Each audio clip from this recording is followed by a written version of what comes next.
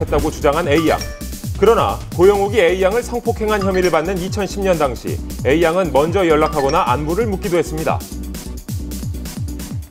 그런 문자 메시지 보면 피해자가 먼저 고영욱 씨한테 연락을 해온 게 나오고, 그리고 이 사건 이후에도 먼저 또 연락을 하고 강간당했다는 피해자로 볼 수는 없는 그런 내용들의 문자가 있습니다. 피해자의 진술의 신빙성을 약하게 만드는 그런 증거라고 볼 수 있겠습니다. 이에 대해 재판부는 보고난 문자 메시지의 사실 여부를 확인해 볼 필요가 있다고 밝혔습니다. 한편 전부터 A양을 알고 있었고 또 A양의 검찰 조사에서도 언급된 현지 경찰이 증인으로 출석했습니다. 2012년 5월 사건이 알려지기 전에 A양에게 고영욱 관련 얘기를 들은 적은 없습니다. 고영욱 사건이 언론에 알려지자 A양으로부터 먼저 연락이 와서 고영욱에게 성폭행 당했다고 말하기에 수사 담당자와 상담해 보라고 했습니다. 그러나 A양의 주장은 평소 알고 지냈던 경찰에게 성폭행 당한 것을 얘기했지만 수사가 되지 않았습니다. 이후 고영욱 사건이 알려지자 경찰이 먼저 전화를 걸어와 고영욱 수사가 진행 중이니 담당자에게 연락해보라고 했습니다.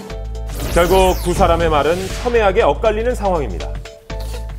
차기 재판은 굉장히 중요합니다. 사실 이 고영욱 씨 사건의 향방을 가릴 수 있는 가장 중요한 재판이 될 전망인데요. A양이 직접 법정에 출석해서 어떠한 피해를 당하는지 소상히 밝힐 예정입니다. A양에 대한 혐의가 무혐의로 입증된다면 고영욱 씨에 대한 형량, 처벌은 상당히 가벼워질 전망입니다. 반대로 A양의 주장에 일관성이 있다라는 재판부 판단이 내려진다면 고영욱 씨는 상당히 높은 아주 중형을 받게 될 가능성이 있다는 것이죠.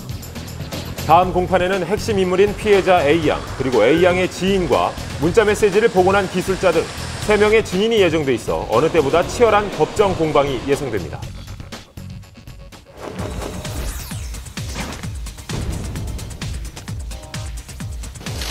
지난 27일 김용만의 선고 공판이 열렸습니다. 최대한 정찰하고 겸손하게 선고 공판을 임하겠습니다. 김용만은 지난 4월 13억 원 상당의 상습 도박을 한 혐의로 기소됐는데요. 재판부는 징역 8월에 집행유예 2년, 사회봉사 120시간을 명령했습니다. 초범인데다 평소 사회봉사 등 선행에 힘쓴 사실이 참작되면서 실형을 면하게 된 겁니다. 이번 결과에 있어서 모든 것을 겸허히 받아들이겠습니다. 앞으로 항소는 하실 건가요? 항소는 안 하겠습니다. 더 이상 활동에 대해서는 지금 제가 말씀드릴 건 없고요. 반드시 올바른 모습으로서 보답해 드리겠습니다. 그동안 반듯한 이미지로 한 말씀 하세요. 다음에 항소를 포기하겠다고 밝힌 김용만, 한동안 자숙의 시간을 보낼 것으로 알려졌습니다.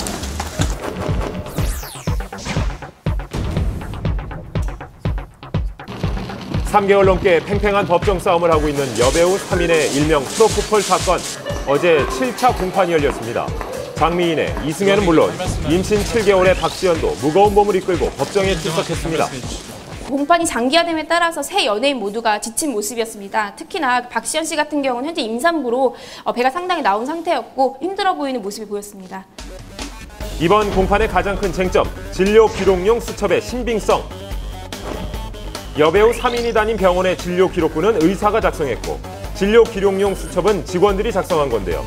검찰 측은 프로포폴이 마약류로 지정된 후 진료 기록부에 누락된 투약 내용도 있는 만큼 진료 기록용 수첩을 유력한 증거로 제시한 상황입니다.